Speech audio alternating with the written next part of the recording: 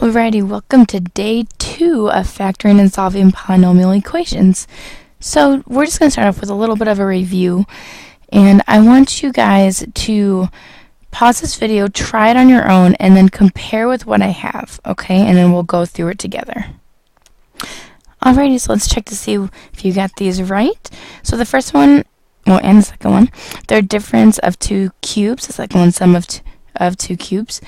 But, so as we go through this, we have to just remember our formula, and that is a plus b times a squared minus ab plus b squared. That's for the sum, and the difference I'll do in this color.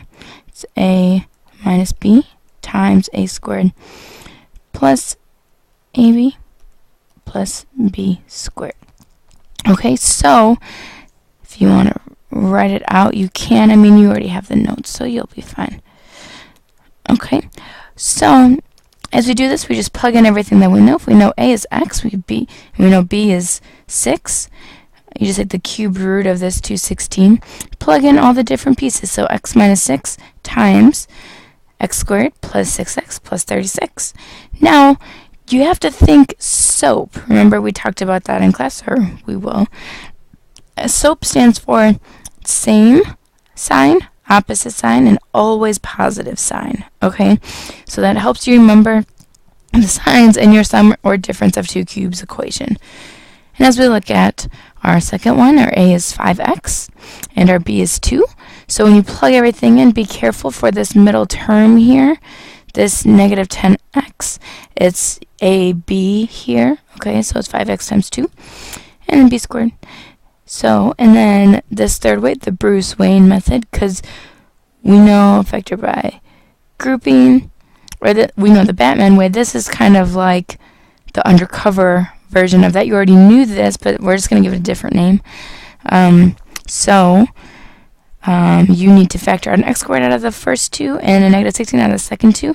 And then, oh look, these two are the same. That's what we want. So this brings this x plus 2 here, and then we put those two together, this x squared and this negative 16, into another factor, and we are golden. That's just a little bit of a review. Hopefully that wasn't too difficult.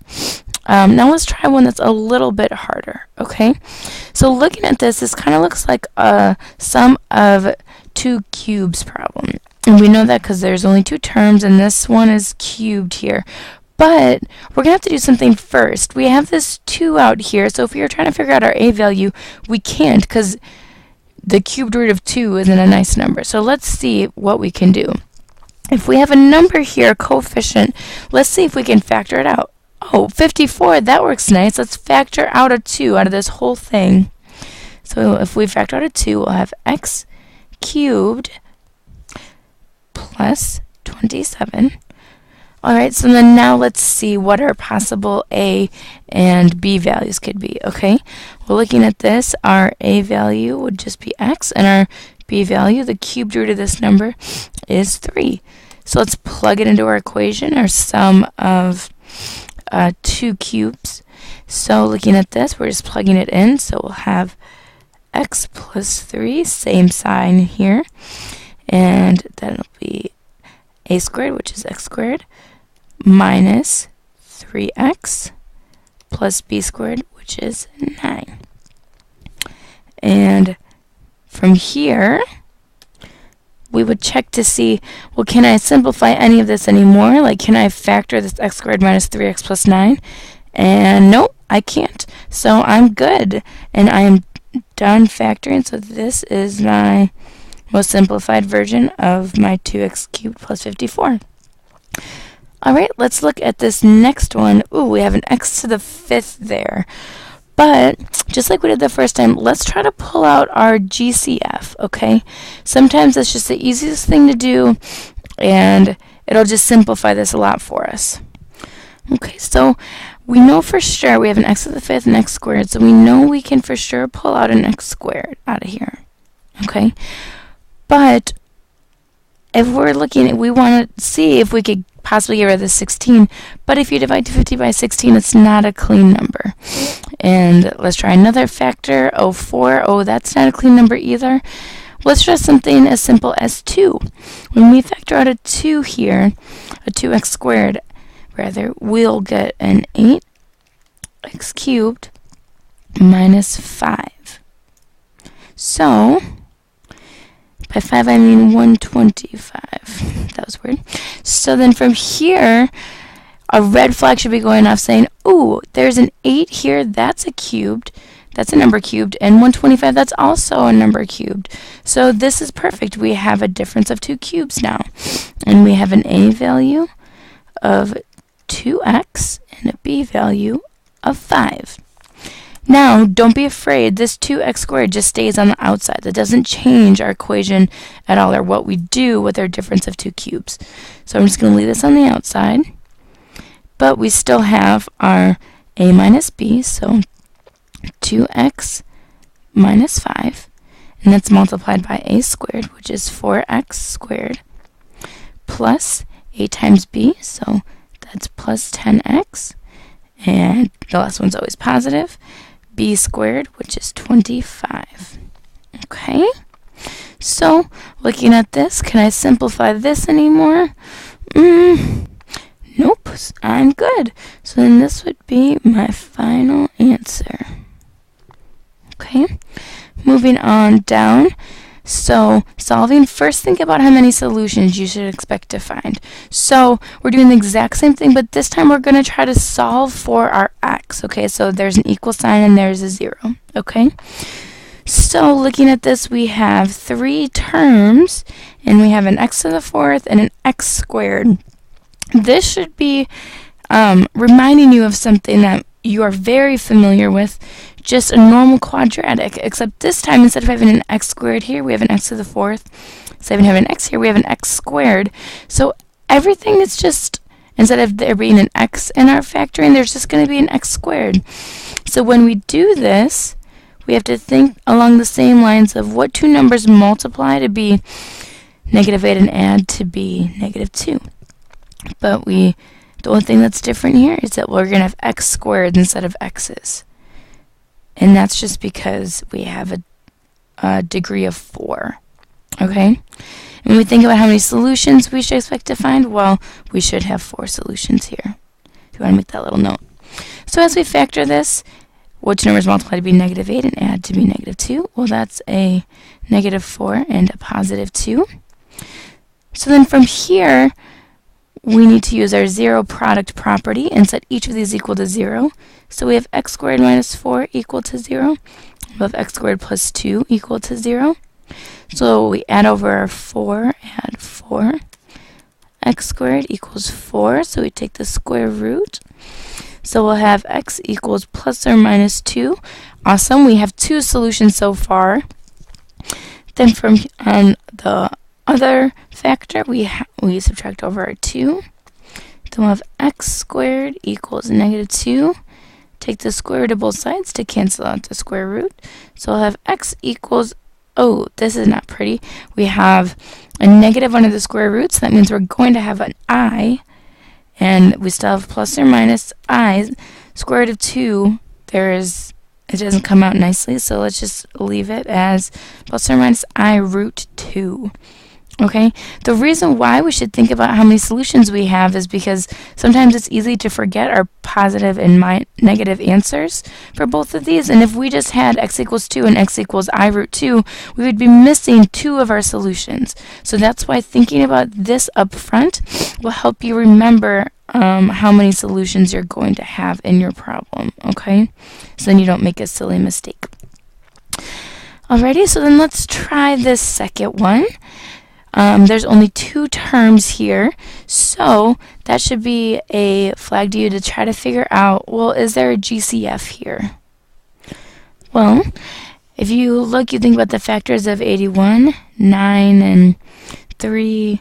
Well, you can't do anything.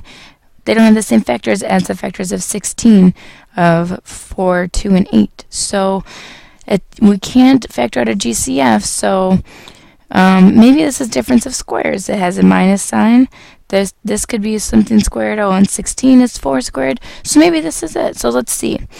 If we're doing difference of squares, our a value would be 4x squared, and our b value would be 9. Right? So then when we put it in our equation, we'll have 4x squared plus 9 and 4x squared minus 9. And we're saying that all those equal to 0. So when we solve, we have 4x squared plus 9 equals 0.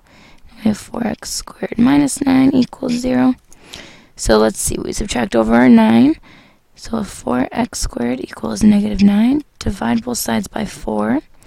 So if x squared equals negative 9 fourths, take the square root, take the square root.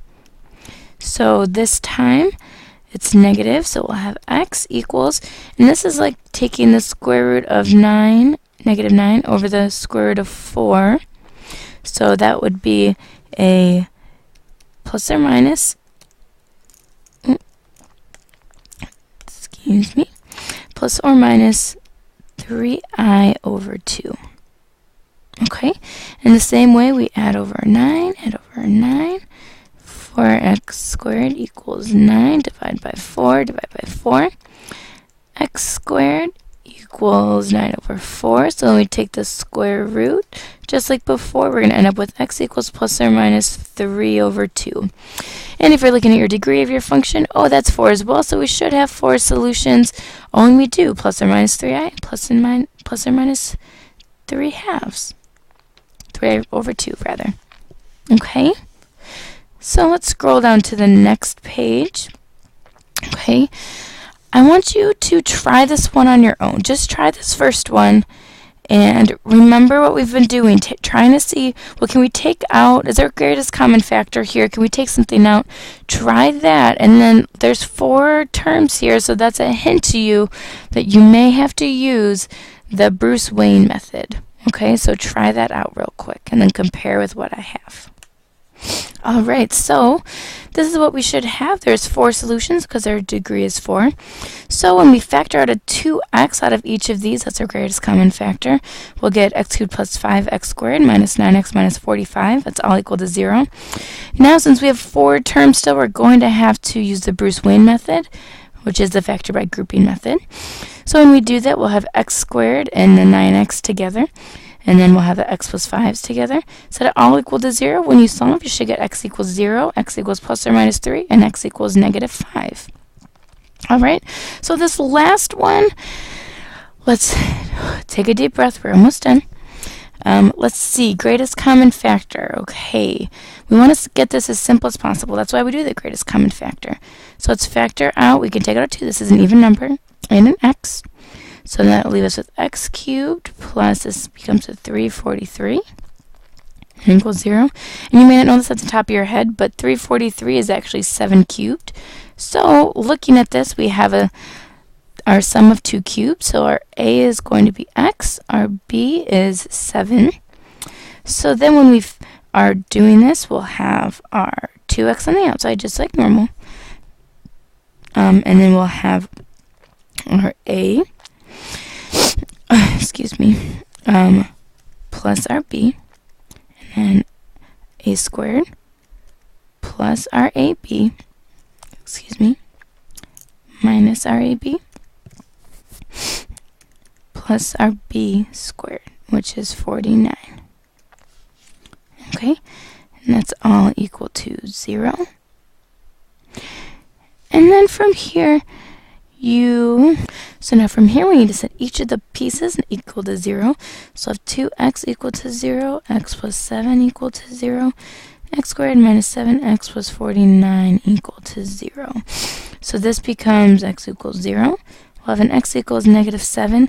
For this last one, we're going to have to use the quadratic formula, which is the opposite of b plus or minus the square root of b squared minus 4 times a, which is 1 times c, which is 49, all over 2 times 1. When you simplify this, you end up getting 7 plus or minus 7i root 3 all over 2, and you can leave your answer just like this. Alrighty, so what I want you to see down here is you should always check your GCF first, and there's a 0 equals 0 factor and solve